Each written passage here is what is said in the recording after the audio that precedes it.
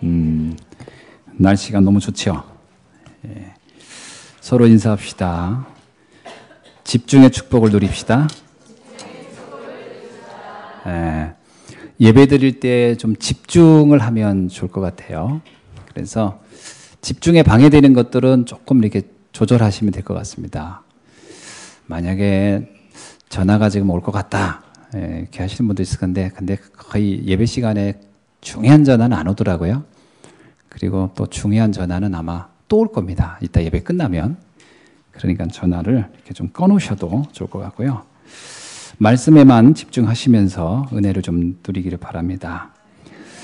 자, 오늘 우리가 좀 짚고 넘어갈 말씀이 있는데, 인생의 답을 우리는 어디서 찾아야 될까? 인생의 답을 여러분, 많은 사람들은 사람들이 쓴 글이나 책에서 얘기를 많이 하는데, 인간의 모든 근원적인 영적인 상태, 정신적인 상태, 육신적인 상태를 가장 완벽하게 알고 있는 것은 하나님이며 하나님이 말씀하여 기록한 성경입니다. 그러니까 뭐 똑똑하고 훌륭한 사람이 쓴 책도 도움이 되지만 그 부분은 인간의 삶의 부분에 지나지 않아요. 인간은 육신적이고 그리고 정신적이고 영적인 이 세 분야가 다 있는데, 이 세 가지를 완벽하게 보고서 인간에게 답을 주는 것은 성경밖에 없습니다. 그래서 여러분이 성경을 통해서 인생에 답을 얻어야 되세요. 자, 오늘은 무슨 시간이냐면 제가 그 하나님이 하신 말씀을 이제 여러분이 좀 나름대로 이렇게 그 의도와 뜻을 풀어드리는 시간입니다. 그러니까 여러분이 잘 들으시면 성경 말씀이 굉장히 달콤하게, 그리고 너무나도 그랬구나 라고 이렇게 잡혀질 겁니다. 근데 이 강단의 목사의 이런 설교가 만약에 없으면 여러분이 직접 성경을 읽게 되면 성경은 많은 부분이 굉장히 어려워요. 왜 그러냐면 여러분을 뭐 무시해서도 아니고 아무것도 아닙니다. 하나님이 목회자를 통해서 주시는 그 시간표의 응답과 이것은 다르거든요. 그래서 말씀을 여러분이 잘 들으시면 큰 응답이 될 줄로 믿습니다. 디모데후서 3장 15절로 17절에 보니까 바울이 디모데라고 하는 아주 신실한 제자에게 보내는 내용의 서신인데 거기 이런 얘기 있어요. 너희가 어려서부터 성경을 알았나니 성경은 능히 너희로 하여금 그리스도 예수 안에 있는 믿음으로 말미암아 구원에 이르는 지혜가 있게 하느니라. 아멘. 구원을 얻는 방법, 구원을 얻는 비밀, 성경 안에 완벽하게 있습니다. 말씀 안에 그것이 다른 방법으로는 구원을 얻을 수 없어요. 그러니까 다른 사람들이 말하는 거 가지고는 구원을 못 얻어요. 성경에 말하고 있는 구원의 방법이에요. 두 번째, 모든 성경은 하나님의 감동으로 된 것으로 교훈과 책망과 바르게 함과 의로 교육하기에 유익하니라. 하나님의 말씀은 우리를 교훈하고 책망하고 바르게 하고 의로 교육하기에 가장 정확한 말씀이에요. 그래서 말씀을 잘 보시면 이런 거였구나, 이렇게 살아야 되는 거구나, 이런 겁니다. 세 번째는 뭐냐? 하나님의 사람으로 온전하게 하며 모든 선한 일을 행할 능력을 갖추게 하려 함이라. 그래서 우리가요, 말씀을 잘 알게 되면 하나님의 사람으로입니다. 하나님의 사람, 불신자가 아니고요.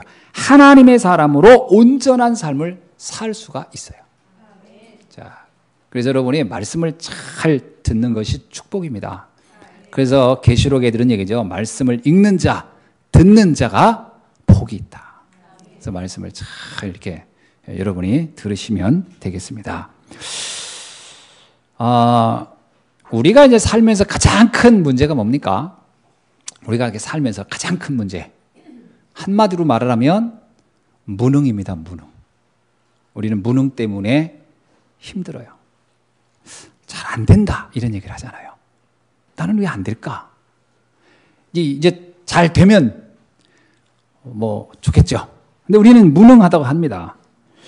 이것 때문에 염려, 걱정, 낙심 이런 것들을 하죠.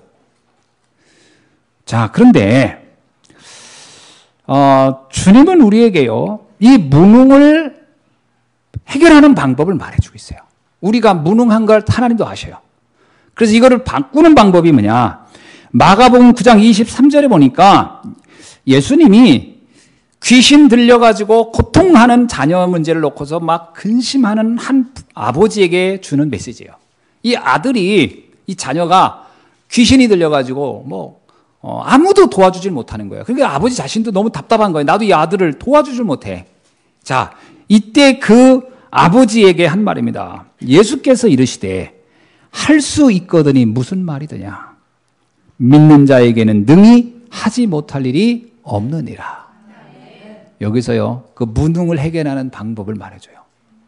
뭐냐? 믿는 자는, 이게 답입니다. 무능하냐? 열심히 해라. 아닙니다. 무능하냐? 최선을 다해라. 아니에요. 무능하냐? 할 수 없다고 하고 있냐? 낙심하고 있느냐? 키가 있다. 믿는 자는 능치 못함이 없느니라. 능히 하지 못할 일이 없느니라. 여러분, 예수님이 더욱이나 그 요한복음 19장 30절에서 마지막 주님이 이렇게 십자가에서 죽으시면서 하신 말씀이에요. 뭐라고 했냐면 다 이루었다. 이 말씀하셨어요. 좀 너희들이 좀 해결할 일이 좀 있으니 미안하다. 내가 이것만 해결하고 간다. 이러면 이러고 간 게 아니고 다 했다는 거예요. 여러분, 우리의 인생 문제는 다 끝난 겁니다. 다 끝냈다는 거예요. 그래서 복음은 뭐라고 합니까? 복음은 완전한 것이고, 복음은 충분한 것이고, 복음은 모든 것이다. 이렇게 말씀하고 있어요. 맞죠? 복음은 완전하고 충분하고 모든 것이 맞습니까? 근데 문제는 나는 안 되는 거예요. 근데 나는 안 돼요 한단 말이에요. 나는 안 되는 게 너무 많고, 나는 못하는 게 너무 많고, 나는 부족한 게 너무 많다. 나는 할 수 없다. 이런 말을 하시잖아요. 우린 그런 것 때문에 고민 많잖아요. 자, 한번 우리가 좀 생각해 볼 필요가 있습니다. 이 무능 문제 어떻게 해결해야 될까? 보통 사람들은 착각을 하는 게 뭐냐면, 뭔가 열심히 하면은 이 무능이, 부족이 바뀔 거라는 생각을 합니다. 뭔가 열심히 하면. 그렇잖아요. 근데 성경은 그렇게 말하고 있지 않아요. 열심히 하란 말이 없어요. 자, 한번 성경의 인물들을 봅시다. 요셉을 한번 봅시다.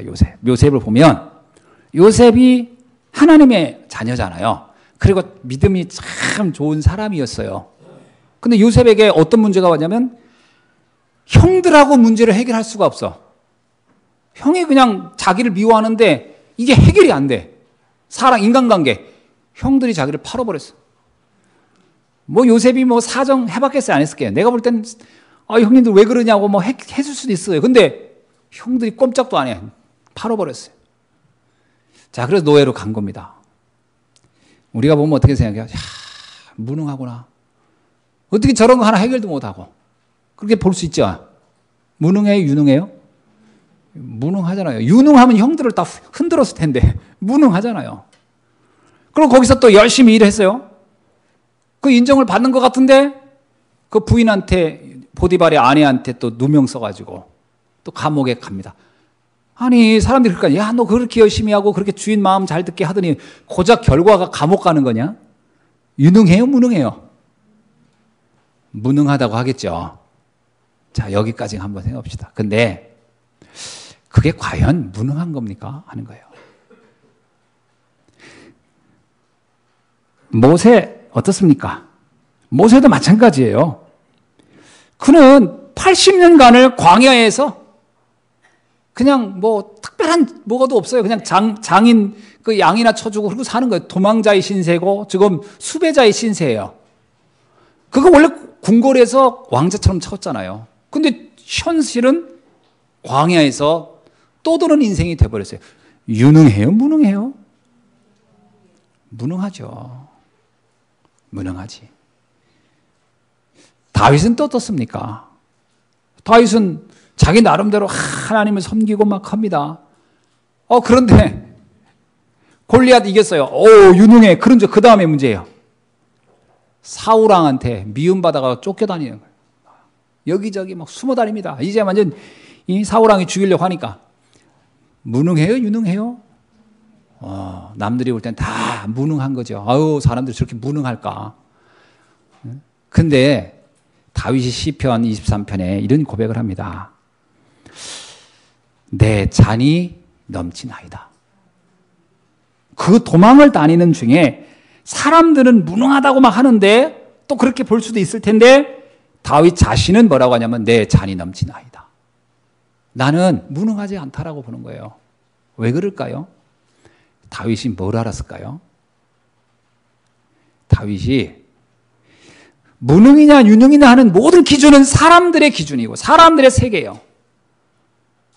근데 요셉, 모세, 다윗 이들이 뭘 알았냐면 하늘과 땅의 모든 권세를 또 창조주이신 하나님이 나와 함께 한다는 것에 대한 확신이 있었어요.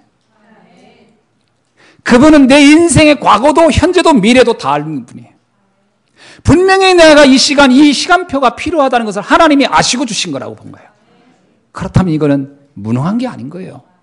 하나님이 허락된 속에서 겪는 사건들인데 이거는 굉장히 중요한 축복을 내포한 사건이다. 알고 있었어요. 이 시간이 나에게 필요했다. 사람들이 볼 땐 무능하다 할지 몰라도 본인은 무능한 게 아니에요. 여러분이 정말 예수가 그리스도라는 이 복음의 비밀을 알고 있습니까? 다 이루었다 이 얘기는 곧 제자 12명한테 한 얘기인가요? 아니에요. 오고 가는 세대 모든 사람에게 한 말이에요. 정말 내가 그리스도라는 사실을 안다면 다 끝난 것이다. 여러분은 영원한 천국. 성경에 나오잖아요. 알파와 오메가요. 너희의 시작과 끝을 아는 내가, 너희의 창조 때부터 함께했던 내가 너와 함께하겠다. 어디까지? 영원한. 그분이 나와 함께해요. 그러면 여러분이 무능한 사람입니까? 유능한 사람입니까?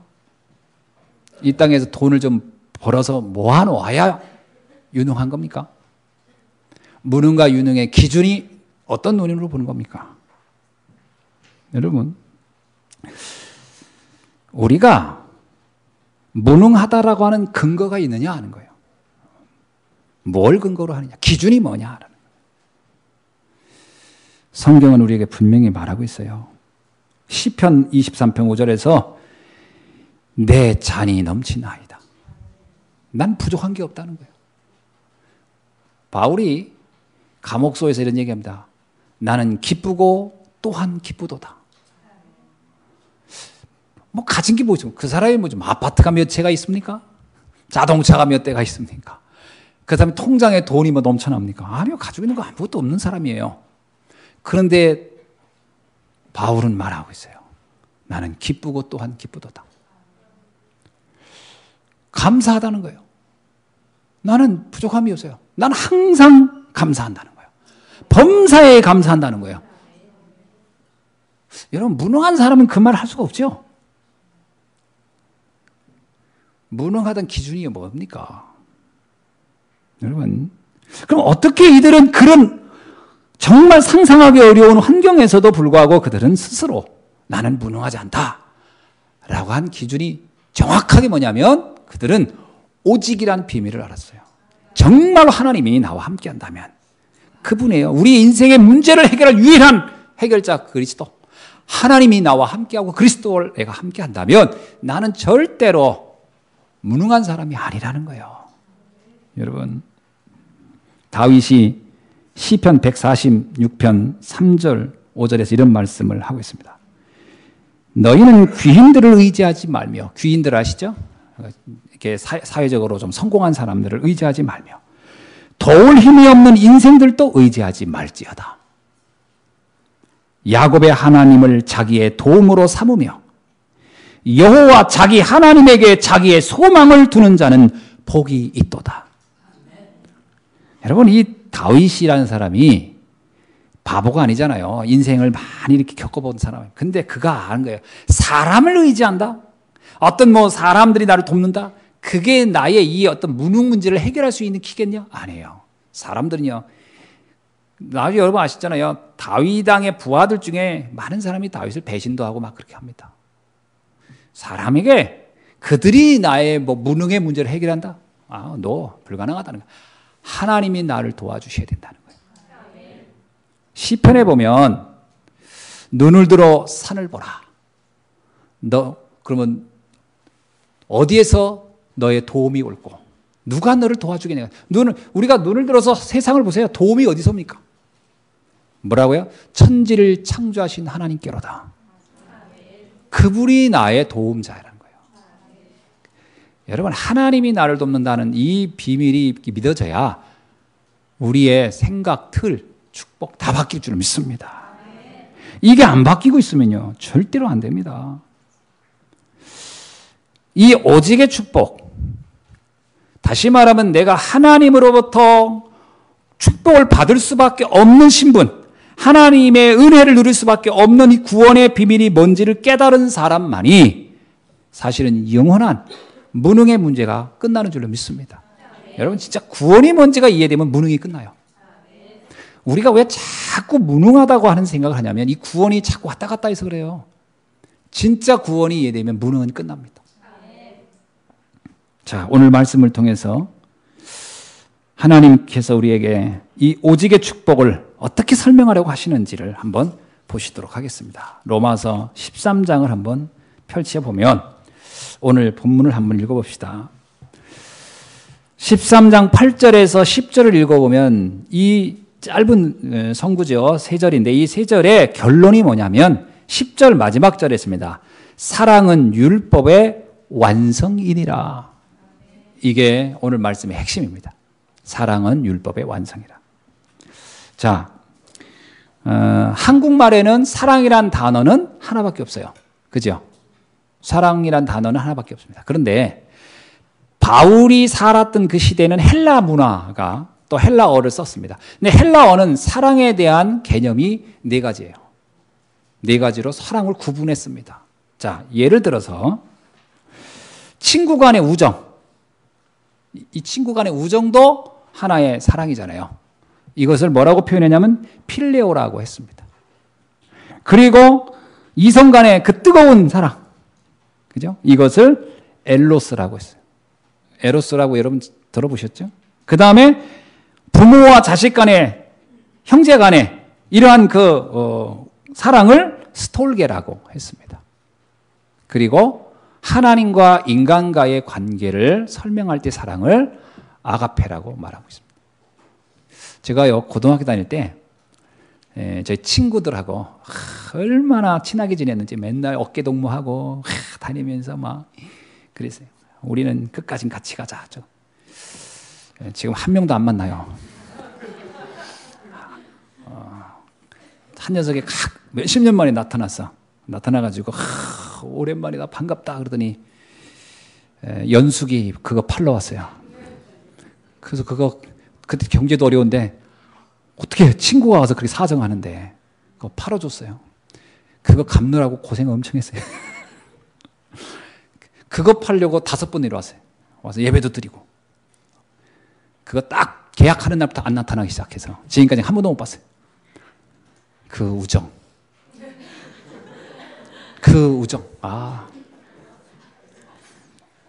제가 고등학교 3학년 때인가 처음으로 첫사랑이라는 걸 해본 거예요. 이성을 놓고. 와, 그 전까지는 그냥 뭐 교회에서 이렇게 학생들 만나면 그냥 뭐 다 친구인데 그때 처음으로 이성에 대해서 사귀고 싶고 막. 근데 여학생은 나 관심도 없는데 혼자 짝사랑을 하고. 지금 이름도 기억 안 나요. 오랫동안 기억할 것 같은데 얼굴도 생각이 안 나. 걔 성이 뭐였지? 그것도 안 나. 다 지나가는 거야. 그거 가지고 막 애달버 하잖아요. 막 그래가지고 막 이 부모님이 그 2사람 안 된다. 아무래도 둘이 안 맞는 것 같다. 그럼 막 자살하겠다 하고 막 그래가지고 우리는 뭐 저 푸른 뭐 초원위에 뭐 초각과 소환상을 하나만 해도 우리 그리고서 결혼했잖아요. 그리고 한 몇 년 있다가 이혼한다고 난리치잖아. 이제 못 산다고. 인간의 사랑. 이게요 굉장히 약한 거예요. 성경에서 말하는 사랑은 그 사랑을 얘기하는 게 아닙니다. 성경의 사랑은 하나님과 인간 사이의 사랑을 말해요. 그거는 아가페의 사랑이라고 하는 겁니다. 그 사랑을 말하는 거예요. 오늘 본문에 나온 사랑. 아가페 아가페의 사랑은 그 요한일서 4장 9절로 10절에서 참 설명을 잘했어요. 한번 보겠습니다. 아가페의 사랑이 도대체 어떤 건가? 이게 우리나라에는 사랑이라는 단어가 하나밖에 없다 보니까 하나님 사랑 그러면 보통 습관적으로 본능적으로 어떤 그러니까 부모와 자식 간의 사랑 이걸 말하는 게 아닐까? 아닙니다. 전혀 다른 겁니다. 부모와 자식 간의 사랑도 물론 중요한 사랑이지만 그것도 아닙니다. 부모와 자식의 사랑은요, 어떤 면에서 굉장히 부모가 자식에 대해서 각별해도 세상을 떠나는 날 끝나는 겁니다. 그 사랑도. 그런데 하나님의 사랑은 영원한 거거든요. 완전 다른 겁니다. 사랑의 내용과 색깔이 다른 거예요. 자, 요한일서 4장 9절로 10절 한번 볼까요? 자, 우리 한번 읽어보겠습니다. 시작. 하나님의 사랑이 우리에게 이렇게 나타난 바 되었으니. 자, 하나님의 사랑. 여기서 말하는 사랑은 아가페 사랑입니다. 그 사랑이 우리에게 이렇게 나타난 바 되었으니. 시작. 하나님이 자기의 독생자를 세상에 보내심은 그로 말미암아 우리를 살리려 하심이라. 하나님과 우리 사이는 원수 사이예요. 무슨 말인지 아시죠? 창세기 3장 문제로 우리는 마귀의 자녀였고 우리가 하나님을 떠나버린 거예요. 그런데 그 하나님이 그럼에도 불구하고 자기의 하나밖에 없는 독생자를 나를 구원하시려고 보내신 사랑이고 그분이 오셔서 십자가에서 또 대신 죽었어요. 자, 그 사랑. 그 얘기입니다. 사랑은 여기 있으니 우리가 하나님을 사랑한 것이 우리는 하나님을 사랑할 수가 없어요. 그 사랑은 우리는 못해요. 그래서 하나님이 우리를 사랑하사 우리 죄를 속하기 위하여 화목 제물로 그 아들을 보내셨음이니라. 아가페 사랑은 정확히 뭘까요? 하나님이 그의 독생자를 보내신 그 사랑이에요. 그래서 어떻게 한다고요? 우리의 모든 죄와 저주에서 우리를 구원하신 사랑을 아가페 사랑이라고 하는 거예요. 자, 우리는 어떤 사람이었습니까? 우리는 마귀의 자녀였어요. 우리는 어떤 사람, 죄와 허물로 죽었던 사람들이에요. 우리는 재앙을 받고 저주를 받고 지옥에 갈 수밖에 없는 사람이 우리였는데 그 우리를 구원하시기 위하여 우리와 의논도 하지 아니하시고 우리가 하나님께 사랑받을 어떤 것도 한 적이 없는데 하나님이 일방적으로 우리에게 은혜를 주시사 우리를 구원하신 그 사랑. 이것을 아가페의 사랑이라 이렇게 말하고 있습니다. 이 사랑 안에 모든 율법은 완성된 것이다. 율법이 완성됐다는 표현은 뭐냐면 우리가 하나님께 뭔가를 해보려고 했던 그 모든 것들 행위. 율법은 인간의 어떤 삶의 규정을 정하는 이 모든 것들이 우리가 할 수 없어요. 사실은 여러분 그 십계명을 지키기도 쉽지 않습니다. 성경에 이렇게 얘기하잖아요.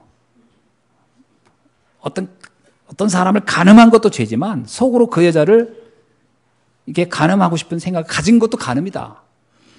내가 도둑질한 것도 도둑질이다. 누군가를 갖고 싶은 마음도 도둑질이다. 그건 하나 행동을 옮기는 것이고 하나는 행동에 옮기지 않은 것 차이예요. 죄는 동일한 거예요. 내가 저 사람을 죽이고 싶어. 그거 갖다 죽인 사람 같은 살인이라고 얘기해요. 같은 죄예요. 형제에게 욕을 해도 저가 정말 망했으면 좋겠다. 이렇게 했어도 내가 그를 망하도록 그 막장 드라마처럼 막 해가지고 망하게 안 했어도 똑같다는 거예요. 그게 인간의 본성이 똑같다는 거예요. 그래서 우리가 율법을 하나님이 주신 거예요. 그런데 이 율법 우리는 못 지킵니다. 우리 자신이 가지고 있는 본성 자체가 악해서. 그런데 이것으로 다 하나님의 사랑을 아는 순간 이 모든 것은 다 끝난 것이다. 그 말입니다. 굉장한 것이죠. 하나님의 사랑으로 말미암아 인간의 모든 연약함, 부족, 무능이 다 끝난 것이다. 그 얘기예요.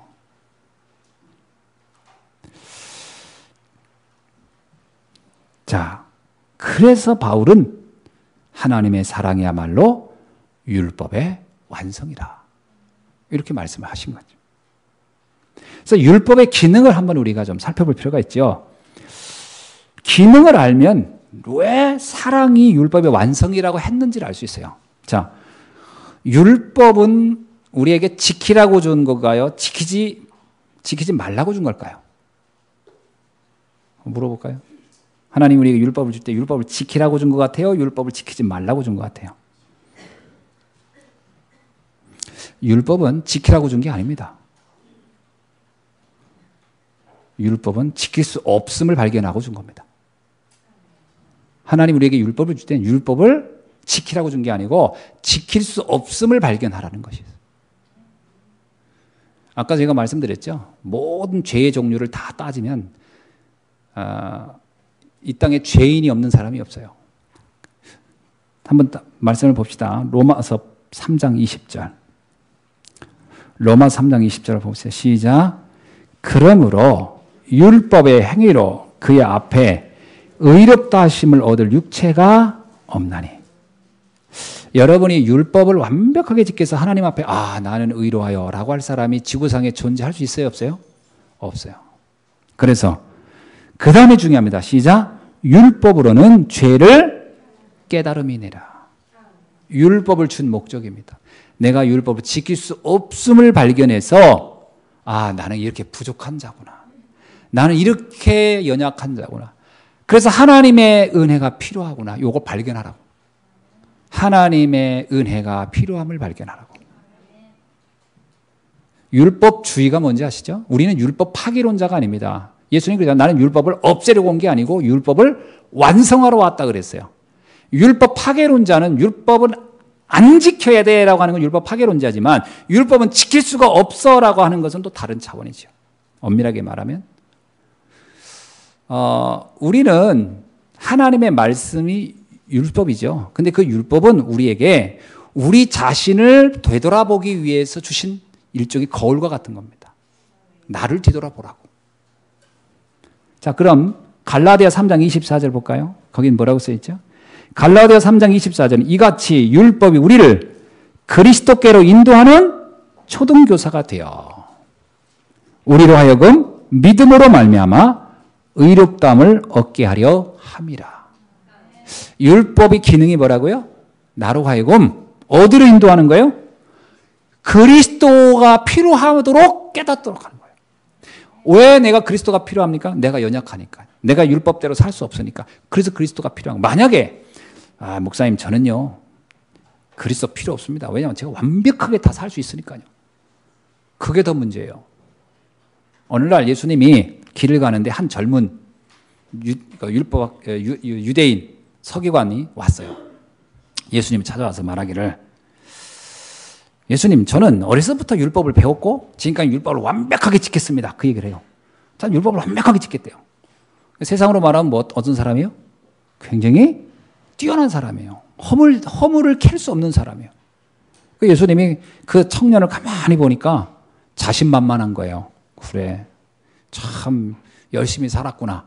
그 얘기는 해요. 예수님도. 그게 뭐라고 하냐면 근데 진짜 네가 율법을 완벽하게 다 지켰다고 생각하냐? 예, 전 완벽하게 지켰습니다. 그러면서 청년이 그럽니다. 더 뭘 지킬 게 있습니까? 더 지킬 거 있으면 말해주세요. 다 지키게. 그 얘기를 해요. 그래? 그렇게 완벽하게 다 지켰단 말이지. 그런 사람 얘기가 이제 뭘 더 지켜내야 천국에 갈 수 있습니까? 이제 천국 갈 만큼 나는 완벽하다는 거예요. 그 예수님이 그렇게 자신만만하구나 내가. 그러면 근데 내가 보기엔 이것까지는 해야 될 것 같다.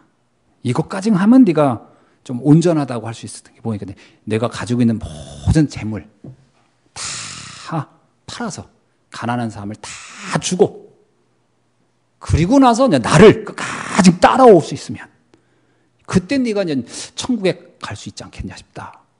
이 청년이요. 그 순간 근심하여 돈이 너무 아깝고 그럼 갑니다. 그러니까 그게 뭐야? 네가 말하는 그 율법이라는 건 네 수준에서 생각한 것이지. 너의 범위에서 난 다 지켰다는 것이지 사실은 지킬 수 있는 게 아니다 이 말이에요. 우리는 우리 자신이 완벽할 수가 없죠. 여러분 천사도 타락했는데 우리는 천사만도 못한데 어떻게 우리가 부족하지 않겠습니까? 그 율법은 뭐냐면 내가 죄인이요 하나님의 은혜가 필요하다는 것을 깨닫도록 하기 위하여. 그럼 이거를 지켜서는 해결할 수가 없어요. 지킬 수도 없고 지켜지지도 않고. 그래서 하나님의 그 사랑이 이해되면 그 안에 그 모든 율법에 의도한 바가 완성되는 것이다. 그 얘기를 하는 겁니다. 여러분, 그래서 정말 여러분이 그리스도 안에 있다면 우리의 모든 연약함, 부족, 허물, 잘못 다 끝나는 줄로 믿습니다. 그 얘기를 하는 거예요. 그래서 율법은, 사랑은 율법의 완성인 것이다. 그리스도의 아가페 사랑을 알면 끝나는 겁니다. 여러분이 잘했냐 못했냐 이거 하나하나를 주님은 따지지 않아요. 주님의 사랑이 우리의 허물과 이것보다 훨씬 몇만 배, 몇천 배 강하고 크기 때문에 그 은혜로 덮어지는 겁니다. 아멘. 자, 그래서 오늘 9절 한번 보세요. 간음하지 말라, 살인하지 말라, 도둑질하지 말라, 탐내지 말라. 이거 지키기가 쉬운 것 같아요? 어려운 것 같아요? 이게 쉬운 게 아닙니다, 여러분. 간음하지 말라. 저 간음 안 했는데요. 남자분들 여자 보면서 저 여자 참 예쁜데 이상한 생각 해본 적 있어요? 없어요? 한 번에도. 어릴 때부터 자라면서. 사춘기 때. 간음 엄청 했네. 여러분, 탐내지 말라. 나 저 가고 싶어. 돈도 지불할 생각도 없으면서. 했어요, 안 했어요? 엄청 탐심이 많았지. 그러니까 우리가요, 이런 거 하나하나, 인간은 못 지키게 돼 있어요. 지킬 수가 없어요. 이걸 어떻게 지킵니까, 여러분? 저는 의인입니다. 아이고. 어떤 여자가 간음하다 잡혔어요. 그것도 현장범이야. 이게 현장에 잡혀버렸네. 그게 사람들이 모세 율법에는 간음한 자들을 돌로 때려 죽이라고 했다고. 그 여자를 동네 마당 한가운데 딱 광장에다 앉혀놓고, 그리고 이제 사람이 둘러서서 돌을 들어서 이제 죽이려고 합니다. 근데 그때 바리새인들이 이때 예수님 한번 물어보자. 저 양반한테 이거 어떻게 하라고 하는지. 그 예수님을 그 자리 지나갈 때 이제 물어봅니다. 이 여자를 어떻게 할까요? 법에는 죽이라고 했는데, 자, 당신이 죽이라고 합시다. 그럼 우리 죽이겠습니다. 이제 예수님한테 이제 아주 난처한 요청을 하는 겁니다. 예수님은 다 용서하라 그랬거든. 율법을 완성하는 거다 했는데, 율법을 완성하면 이걸 성취를 해야죠. 이 여자를 죽여야 율법이 완성이니까. 예수님 뭐라고 얘기하냐면요, 성경을 읽어보니까 이렇게 나와요.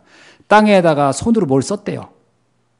근데 무슨 글을 썼는지는 없는데 뭘 썼어요. 글을 썼어요. 뭘 썼을까요?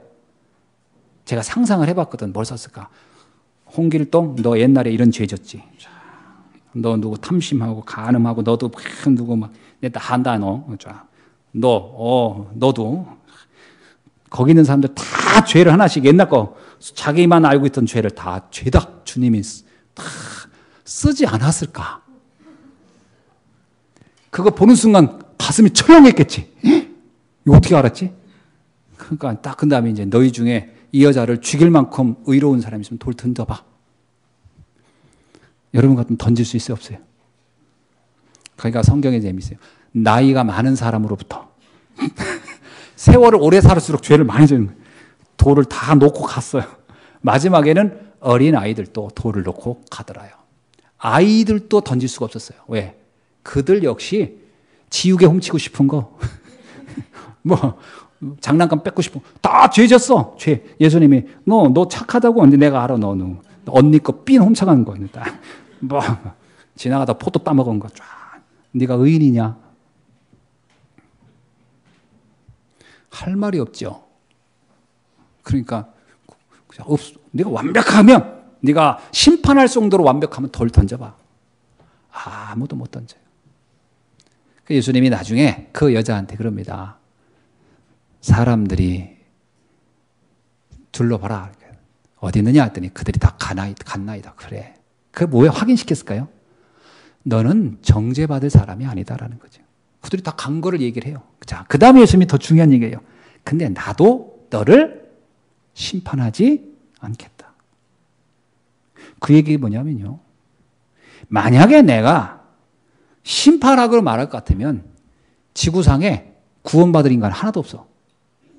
그죠? 내가 만약에 내가 너 죄를 내 심판하겠어. 오늘부터. 그러면요, 그 동네 사람들 다 심판해야 돼. 동네 사람만 심판하나? 우리도 심판 받아야 돼. 그 여기 있는 사람 중에 율법으로 천국 갈 수 있는 사람, 나는 율법 완벽하게 져서 천국 갈 수 있는 사람 손 들어봐요. 그럼 그 율법은 은혜예요, 저주예요? 저주입니다. 한 명도 구원시킬 수 없는 율법이라면 그건 저주지. 그게 무슨 축복입니까? 그래서 예수님이 그런 거예요. 나도 너를 정죄하지 않겠다. 나도 너를 심판하지 않아. 여러분, 그런데 이 율법을 어떻게 완성합니까? 이런 율법을? 우리 힘으로는 안 되니까. 하나님의 아가페의 사랑을 알면 완성이 되는 것이라는 거예요. 아멘. 많은 사람들이 이런 얘기를 해요. 사람의 의지, 결심, 양심, 노력이 이것으로 우리가 살아야 되지 않느냐. 좋은 말입니다. 착하게 살고 양심적으로 살고 성실히 살고 그 나쁘단 말이 아니에요. 그러나 그것으로는 절대로 우리는 의로워질 수도 없고 또 하나 인간에게 다가오는 저주와 재앙을 막을 수 있는 힘이 없어요. 자꾸 제가 어제도 어떤 분의 얘기를 들었는데 인간의 어떤 의에 관해서 인간이 갖는 어떤 의지, 인간의 어떤 양심 이걸 굉장히 이제 중요하게 여기는 사람들도 있거든요. 신앙인들 중에. 진짜 그분들한테 제가 진짜 해주고 싶은 말이 있어요. 만나면 좀 하고 싶어요.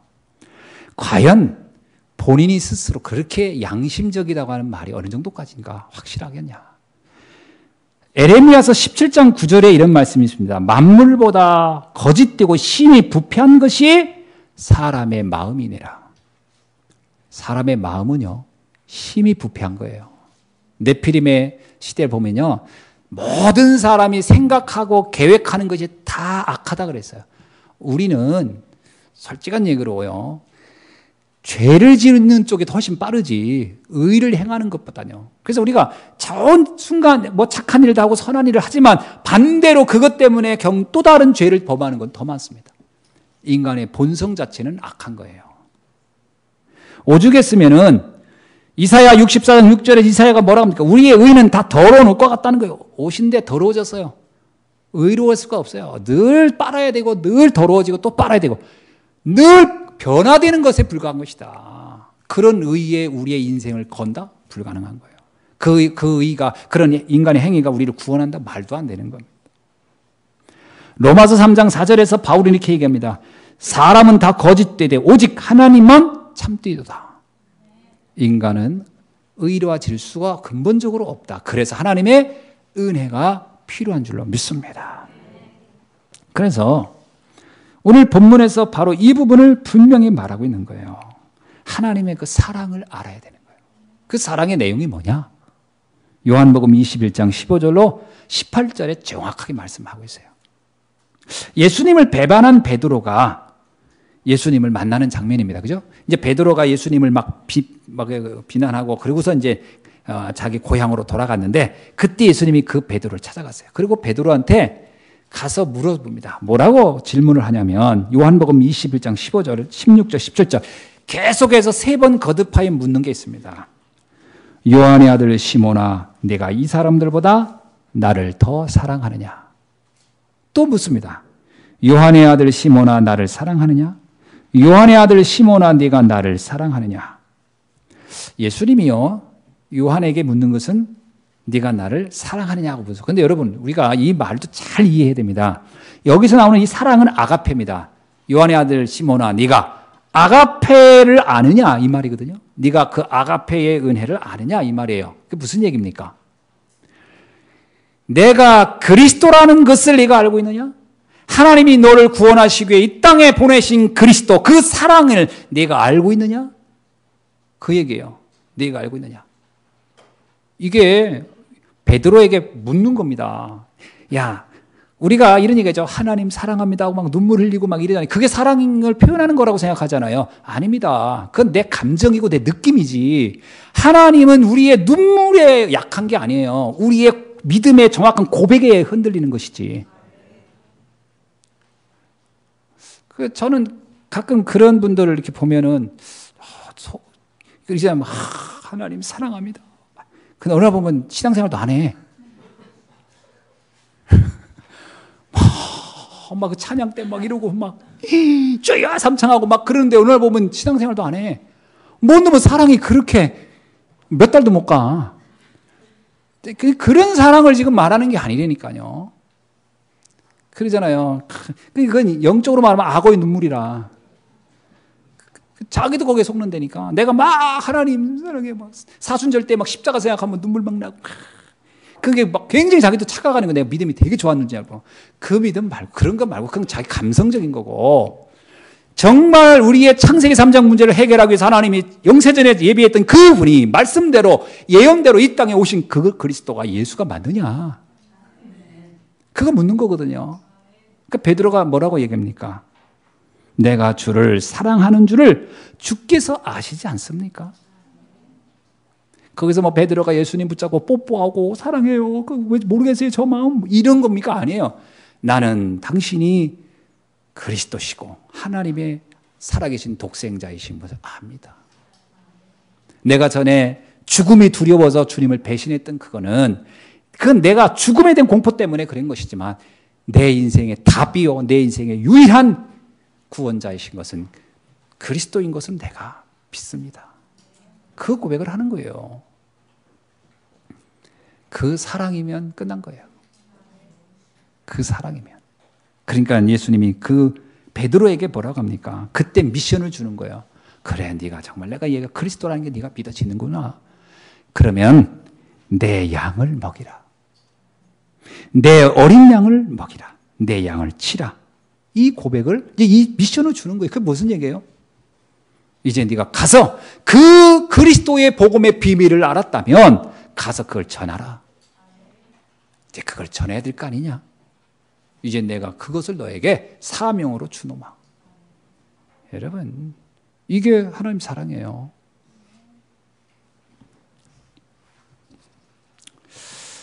어떤 사람이 전도합니까? 이 하나님의 사랑이 이해된 사람만 전도할 수 있어요. 그래서 베드로에게 먼저 그 사랑에 대한 부분을 점검해 보는 거예요. 그러면 미션을 주는 거예요. 이 사랑이 없는 사람이 어떻게 가서 전도합니까? 하나님의 이 아가페 사랑을 아주 잘 표현한 것이 또 한 곳에 있어요. 그게 고린도전서 13장입니다. 한번 볼까요?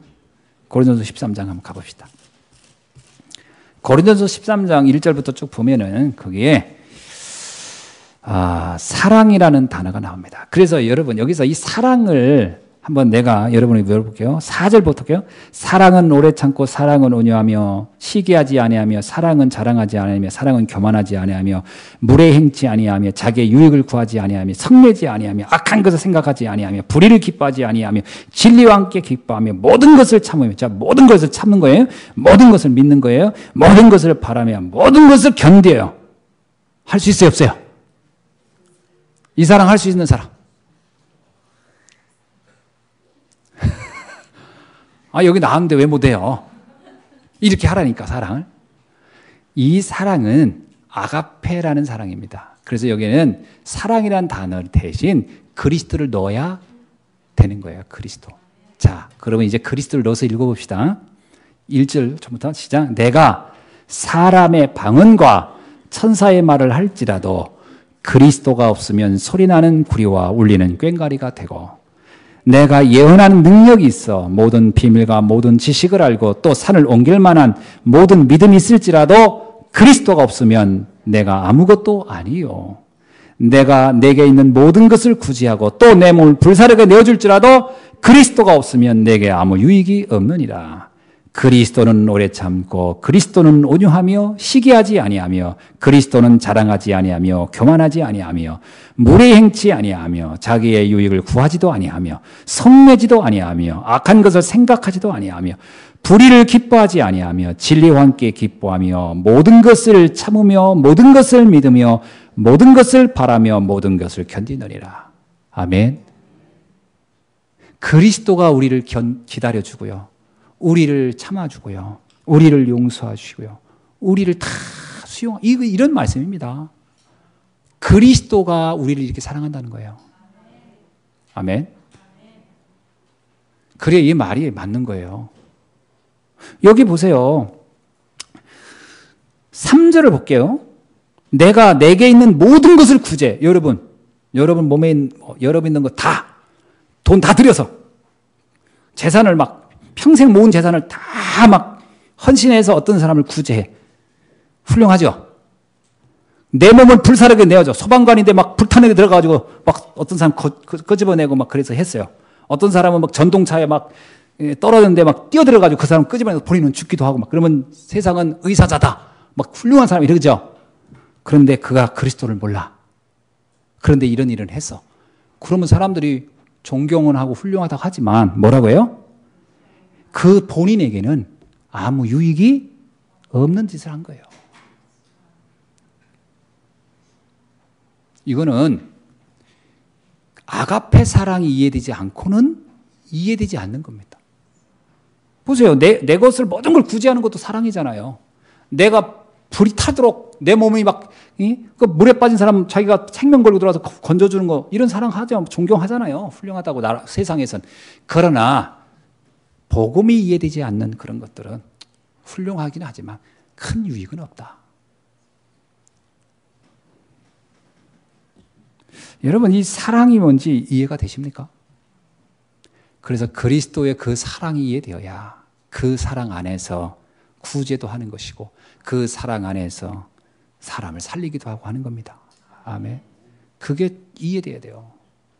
그래야 이 본문이 이해돼요. 내가 사람의 방언 천사의 말. 여러분 천사의 말을 한다는 것은 뭐 사람들에게 좋은 말, 기쁜 말, 즐거운 말, 힘주는 말 다 해도 생명의 말, 복음이 없는 말이라면 큰 뭐라고요? 뭐라고 나와요? 소리나는 구리와 울리는 꽹과리. 여러분 꽹과리 쳐봤어요? 엄청 시끄러워요. 엄청 시끄러워. 그러니까 아무리 내가 막 미사오구를 사용하고 사랑한다 어쩐다 해도 생명 살리는 복음을 전하지 않는 이런 말들은 다 사람 시끄럽게 하는 거에 불과하다. 차라리 아무 말 안 하는 게 낫다. 가만히 있는 게 나아요. 그러니까요. 복음 없는데 너무 말을 너무 기가 막히게 잘하고 징그럽습니다. 듣고 앉아 있으려면. 두 번째, 내가 예언하는 능력이 있고 모든 비밀과 모든 지식을 알고 산을 옮길 만한 믿음이 있을지라도 어마어마하지요. 근데 이 그리스도가 없으면 하나님이 나를 구원하시니 구원에 대한 이 비밀이 이해되지 않는다면 내게 그 모든 능력이 있는데 무슨 의미가 있냐? 아무것도 아니다. 여러분 그 통일교 문선명 씨가 쓴 책 읽어봤습니까? 그 책 읽어보면 문선명 씨도요 능력이 대단한 사람이더라고요. 그 사람의 어떤 사람이 한번 만나가지고 자기의 인생 상담을 하러 딱 오면요 탁 보는 순간 문선명이가요 완전히 무당해요. 그 사람의 과거 팍 다 맞추고요. 지금 힘든 거 이런 거 쫙 맞추고 그 다음에 당신은 이런 직업을 해라. 그리고 당신은 이런 일을 100% 그렇게 하면 돈 번대요. 그래서 문선명이 만나가지고 잘 안 되는 사람이 별로 없대요. 능력이 엄청나죠? 아유 죽어서 아쉽네. 살았으면 한번 만나봐야 되는데 그 모든 능력이 다 유익이 없는 짓인 거예요. 이 복음이 없는 그런 것은. 이 복음이라고 하는 것이 갖는 의미가 뭔지 아시죠? 우리의 과거, 현재, 미래의 모든 문제를 끝내고 하나님의 완벽한 축복과 계획 속에 내 인생을 이끌어가는 것이 복음입니다. 여러분 지금 어려움이 있습니까? 그게 착각입니다. 그 어려움은 하나님의 어마어마한 계획 속에 있는 사건이에요. 이 복음이 이해되면 이 문제 해석이 바뀌는 거예요. 이 문이 바뀌는 순간부터 우리의 생각이 바뀌고 생각이 바뀌는 순간 삶이 바뀌기 시작합니다. 안 된다고 그러는 사람이 있어요. 목사님 저는 복음 알겠는데 각인이 안 바뀌었어요. 어떤 각인이냐? 세상 사람들이 말하는 세계관, 인생관 그걸 그대로 붙잡고 있어요. 복음은 내게 필요에 따라 썼다 버렸다 썼다 버렸다. 무슨 저기 서랍에 물건 빼놓지. 그래 가서는 절대 내 인생이 바뀌지 않습니다. 가나안 혼인잔치 사건 아시죠? 예수님을 손님으로 앉혀놓은 거예요. 그 집에서 예수님은 계셔요. 그러나 손님이야. 모든 건 자기가 다 해. 그 집에 포도주가 떨어졌어요. 인생의 즐거움이 사라졌어. 그 집을 행복하게 할 수 있는 것은 아무도 할 수 없어요. 그때 마리아가 얘기합니다. 하인을 불러가지고 저분의 말에 무조건 순종하라. 누구의 말이에요? 예수님의 말에. 무조건 순종하라. 그러면 이 집안에 포도주의 문제가 해결될 것이다. 그때 하인들이 그 말을 듣고요. 예수님을 주인으로 모시기 시작해요. 명령자로. 내 인생의 명령자로 받아들이기 시작해요. 그래서 예수님이 그럽니다. 항아리 갖고 와라. 물 떠와라. 물 갖다 항아리에다 부어라. 붑니다. 바가지 갖고 와라. 떠다 주어라. 아니 이거 왜 미친 짓? 왜 그렇게 했을까요, 예수님이? 뭘 얻어내려고? 무슨 의도로 한 거죠? 네가 나를 인생의 주인으로 믿느냐를 알아본 거예요. 내가 물 갖다가 줘도 포도주가 된다라고 하는 명령을 할 때 순종할 수 있겠느냐? 여러분, 그때 하인이 순종하는 게 어려워요. 지금 예수님께서 정말 예수 그리스도를 내 마음의 인생의 구주로 믿으면 내 인생의 모든 인생은 포도주가 될 것처럼 바뀔 것이다. 이 말 순종하는 게 어려워요. 둘 다 어렵지. 둘 다 어려워요. 문제는 둘 다 어렵다는 거예요. 그러면 다른 방법이 있으면 포도주 만드는 방법을 쓰겠죠. 다른 방법이 있으면 가서 포도 따가지고 으깨고 막. 근데 포도주는 안 돼. 포도즙은 돼도. 시간이 없어, 시간이. 그렇게 할 시간이 없는 거예요. 그렇게 할 여건도 안 되고. 그러니까 할 수 없이 예수님의 말씀에 순종할 수밖에 없죠. 저는요, 우리가 선택의 여지가 있으면요, 절대 순종 안 합니다, 사람이. 뭔가 한 자랑 믿을 게 있다. 그거 따라갑니다. 아, 난 돈 가지고 할래. 난 다른 거 가지고, 사람 빽 가지고 할래. 내 노력 가지고 할래. 그러나 주님은 절대 내 인생의 주인이 안 돼요. 어떤 면에서는요, 내 방법이 없어야 돼요. 내 방법이 없어야 돼요. 그래야 하나님께 오직하게 됩니다. 오직하는 순간이 인생의 전환점이 될 겁니다. 주님은 사실 우리가 뭘 기다리면 오직을 기다리는 거예요.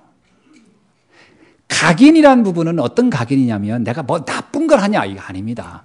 오직이 안 되는 거예요. 내 인생을 주님께 못 맡기는 거예요. 자꾸 의심이 가는 거예요. 야 이거 되겠나 안 되겠나 계산하고 있는 거예요. 그러면 시간만 계속 딜레이 되는 거예요. 이걸 확 바꿔야 됩니다. 여러분 오늘 여러분에게 이 그리스도가 여러분 인생의 답이 되길 주님으로 축원합니다. 제가 이제 전도할 때 꼭 그런 얘기를 해요. 선생님, 지금까지 살아왔던 방법 어떻습니까? 열심히 사셨습니까? 그럼 대부분 그렇다고 해요.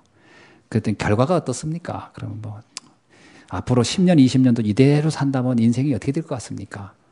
그러면 이대로 사실 생각입니까? 그럼 참 희한하게 대부분 사람들이 이렇게는 살고 싶지 않대. 그럼 어떻게 살고 싶습니까? 이와 다른 삶을 살고 싶다는 그러냐? 그 방법이 달리 살 수 있는 게 있겠냐 그러면요 대부분이요 없습니다. 그래서 사람들이 만에 하나 희망 얻는 게 로또 복권 같은 거 이제 이렇게 되면 좋겠다. 그래서 거기에 뭐라고 나와요? 로또 복권에 그게 이름이 뭐라고 써있죠? 인생 역전. 인생 역전을 거기서 노리는 거거든.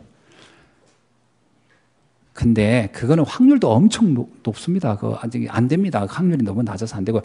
설사 돼도 안 돼요. 여러분 아시죠? 그거 여러분 그 복권 같은 거 당첨 안 되는 게 복입니다. 절대 되면 안 돼요. 그거 보면 안 돼요. 되면 여러분 이제 인생 그날부터 망하는 거예요. 매일 복권 사러 다니는 인생이 될 거예요. 다 무너질 겁니다. 안 돼야 돼요. 근데 이거는 돈도 안 들이고 엄청난 확률이 이게 낮은 것도 아니고 그냥 너무나도 간단하게 운명을 바꾸는 길이 있다면 그걸 선택하겠습니까? 라고 하면 하죠. 한다고요. 그런 분이 대부분 많더라고. 그러면 오늘 그 기회를 한번 그래서 제가 복음 설명하거든요. 근데 이 복음을 듣고 진짜 믿어지면요. 인생 대박인 겁니다. 인생 대박이에요. 참 그렇게 얘기했는데 못 알아듣는 분이 계시면 진짜 그냥 기도가 나오죠. 하나님. 저분에게 언젠가 은혜를 주시옵소서. 이거밖에 없는데 생각지 않게 내가 엉겹결을 했는데 그것도 막 정신없이 했는데 오직 예수 딱 잡을 때 진짜 막 정말 그 기쁨을 이루 말할 수가 없습니다. 인생의 전환이에요. 그래서 오늘 우리가 본문에 나옵니다. 한번 봅시다. 로마서 13장에 뭐라고 나오죠? 8절에 피차 사랑의 빛 외에는 아무에게도 빚을 지지 말라. 이 사랑의 빛을 지라는 말이죠. 그러니까 사랑의 빛을 많이 지라는 겁니다. 아멘. 사랑의 빛을 많이 지라는 뜻으로는 무슨 얘기예요? 하나님의 은혜를 많이 누리라는 거예요. 하나님 우리에게 대가를 주지 않고 막 주는 겁니다. 축복을 주는 거예요. 은혜를 주는 거예요. 그러면 이 하나님 은혜를 많이 받은 사람은 받을수록 빛이 많다는 거예요? 적다는 거예요? 하나님의 은혜의 빛이 많은 거예요. 그래서 여러분은 사랑의 빛은 많이 지기를 주님 축원합니다. 어떤 분이 이제 너 사랑의 빛 지기 싫어요. 그 얘기는 하나님의 은혜 안 받겠다는 얘기거든요. 그건 불행한 겁니다. 하나님의 빛은 많이 짓는 게 좋아요. 사랑의 빛. 돈 빛 짓지 말고요. 사랑의 빛을 많이 지셔야 됩니다. 자, 이 사랑의 빛을 많이 짓게 되면은 하나님의 은혜가 너무 크겠죠? 크죠? 그러면 사랑의 빛을 갚는 방법은 뭐겠어요? 어떻게 사랑의 빛을, 사람 빚을 졌는데 빚을 갚아야지 또. 빚을 지고 또 안 갚으냐? 사람도 아니지. 그럼 우리가 이제 빚을 졌어. 하나님께 막 구원의 빚을 많이 내가 졌어. 그러면 어떻게 갚아야 돼요? 그 사랑을 전하는 겁니다. 만약에요, 내가 하나님이 나를 구원해 주신 게 너무 감사하다. 그 사람은 다른 사람에게 복음을 전하고 싶은 마음이 뜨거울 겁니다. 근데 나는 누구를 봐도 전달하고 싶지가 않아. 절대로 말하고 싶지 않아. 그러면 두 가지 중에 하나예요. 사랑의 빛을 졌는데 이걸 사랑의 빛이라고 여기지 않든지, 뭐 그냥 내가 당연히 받을 거니까 받은 거지 뭐 이러고 있든지, 아니면 받은 게 없든지, 둘 중에 하나입니다. 받았는데 모르고 있든지, 진짜로 받은 게 없어서 줄 게 없는지. 어차피 은혜를 못 받았는데 뭘 줄 게 있겠어요. 전도는 내게 있는 건 너가 주는 건데 난 받은 게 없어. 하나님한테 받은 게 하나도 없어. 내가 받은 게 뭐가 있나? 구원?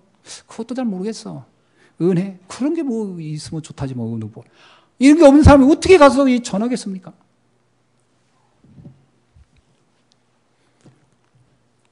근데 저는 후자는 아닐 것 같아요.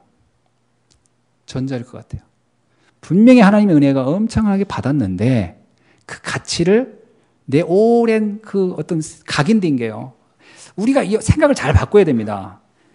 은혜를, 하나님의 은혜, 사랑을 뭐하고 자꾸 이렇게 환산을 하냐면, 돈을 벌면 하나님의 은혜, 좀 건강해지면 하나님의 은혜, 좀 뭐 회사 좀 잘 되면 하나님의 은혜, 안 되면 하나님의 노멘. 은혜가 아니라고 생각하는 경우가 있는 거예요. 이게 착각입니다. 그건 착각이에요, 착각. 바꾸셔야 돼요. 이미 내 인생의 저주의 문제, 근원의 문제, 영원한 문제를 주님께서 그리스도를 믿는 순간 다 끝내줬다. 여러분의 영원한 천국의 문제는 다 보장된 것이다. 이 어마어마한 비밀을 안다면 돈이 있고 없고는 그렇게 중요한 게 아닙니다. 그거 가지고 내가 은혜가 왔다 갔다 한다? 그거는 지금 착각하고 있는 거예요. 생각을 바꾸길 주님 축원합니다. 그걸 생각해야 성경의 인물들이 이해돼요. 스데반 보세요.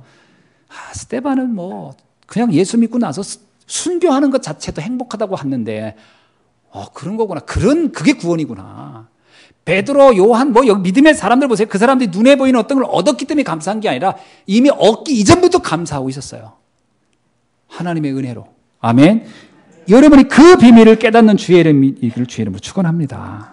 자, 우리는 이 세상 사람들이 설명할 수 없는 엄청난 축복 이미 받으신 줄로 믿습니다.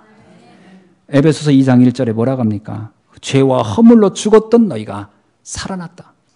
우린 생명을 얻은 거예요. 창세기 1장 28절에 뭐라고 합니까? 우리는 하나님의 형상대로 창조된 존재였는데 시편 107편 10절로 11절에 보니까 흑암과 사망의 그늘에 앉아 곤고와 쇠사슬에 매여 있는데 그 이유는 뭐냐? 하나님의 말씀을 거역하고 지존도의 뜻을 멸시했기 때문에. 그러니까 하나님 떠나서 온 모든 문제였단 말이에요. 근데 그 문제가 그리스도를 믿는 순간 끝났다면 우리가 받은 축복은 어마어마한 겁니다. 아멘. 자, 말씀을 맺습니다.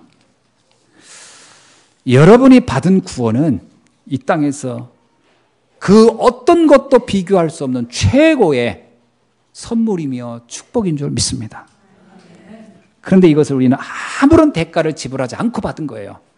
그래 얼마나 큰 사랑의 빚을 진 겁니까? 맞죠? 사랑의 빚을 졌어요, 안 졌어요?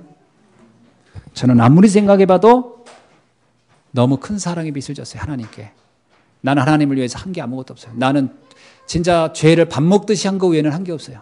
저는 아무리 생각해도 그래요. 옛날에 제가 영적 문제 있을 때 정말 못된 생각, 못된 그 행위는 다 했던 것 같아요. 그런데 하나님은 그 모든 것을 묻지도 않으시고 따지지도 않으시고 완전히 용서하시고 나를 하나님의 자녀로 삼아주시고 천국 백성으로 나를 바꿔주셨습니다. 그러니까 그 사랑은 이루 말할 수 없죠. 자, 그 이후에 저희 삶은 다 바뀌었어요, 사실은. 자, 이게 맞다면, 이 어마어마한 축복을 받았다면 이 사랑의 빚을 이제 구체적으로 어떻게 갚을 것인가 하는 것이 이제 우리에게 남은 과제란 말이죠. 이번에 이 사랑을 여러분이 갚기를 바랍니다. 그래서 사랑 갚는 방법을 몇 가지 알려드릴게요. 그냥 전도하십시오라고 하면 예 하고 가면 되지만 좀 구체적일 필요가 있겠다 싶어요. 지금부터 우리가 40일 금식 기도, 새벽 기도를 하지 않습니까? 금식 기도는 아니고요. 새벽 기도를 하는데 일주일에 한 명씩 여러분이 한번 복음을 전하기 바랍니다. 일주일에 한 명씩 복음을 전해. 근데 만약에 일주일 동안 내가 복음을 한 명도 못 전했다. 그러면 사랑을 받은 사랑을 갚긴 갚아야 되니까 못 전했잖아요. 그러면 그걸 돈으로 환산해 보세요. 그 하루에 3끼를 금식을 하세요. 내가 한 영혼을 못 구했다. 그러면 내가 하루는 내가 밥을 안 먹겠다. 일주일에 하루. 그러면 내가 전도를 했어. 그러면 여러분 밥값을 했기 때문에 드세요. 맛있게. 그러나 내가 전도를 못했어. 그러면 일주일에 한 명도 내가 전도를 못했어. 그러면 복음을 못 전했어. 그러면 하루 정도는 좀 양심상 한번 금식을 해보는 거예요.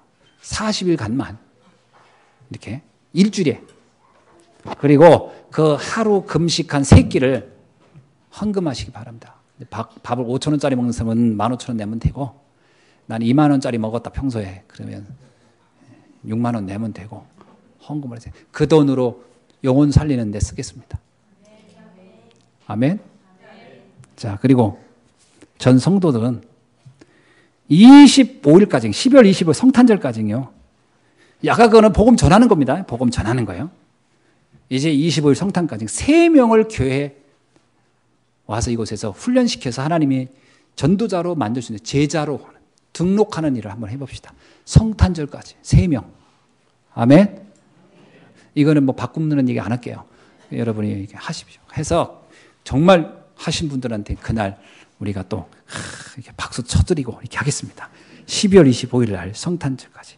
자, 그 다음에 우리 사명자. 그래, 나는 사명자다. 이렇게 믿는 분들. 난 하나님의 은혜를 다른 사람보다 몇 곱절 더 받았다라고 하고 난 사명자라고 느끼는 분들은 2015년 한 해 동안, 지금 2014년도니까요. 2015니까 1년하고 한 3, 4개월 남았죠. 30명 정도를 한번 교회 등록시켜 보세요. 30명 정도. 집중하는 겁니다. 이걸 10년 걸쳐서 하라고 그러면 안 돼요. 난 평생 걸쳐서 30명 하겠다 그러면 안 돼요. 1년 동안 한번 해보세요. 30명을 내가 교회에 등록시켜 보겠다. 여러분 그거 하는 동안에 제가 분명히 확신하고 단언하고 내 약속 드릴 수 있는 건데 여러분 인생 생애 최고의 인생의 변화와 전환을 사실적으로 체험하게 될 겁니다. 그거 하는 동안에. 아멘? 이야, 내 인생이 이렇게 달라질 수 있는가? 꼭 한번 체험해 보기 바랍니다. 여러분, 그래서 사랑에 빚진 저희들 이 사랑의 빚을 갚는 축복을 또 누리는 한 해 되기를 주의 이름으로 축원합니다. 기도하겠습니다. 하나님 감사합니다. 오늘 주신 말씀 붙잡고 우리가 최고의 응답자로 살아가게 하옵소서. 예수 그리스도 이름으로 기도하옵나이다. 아멘.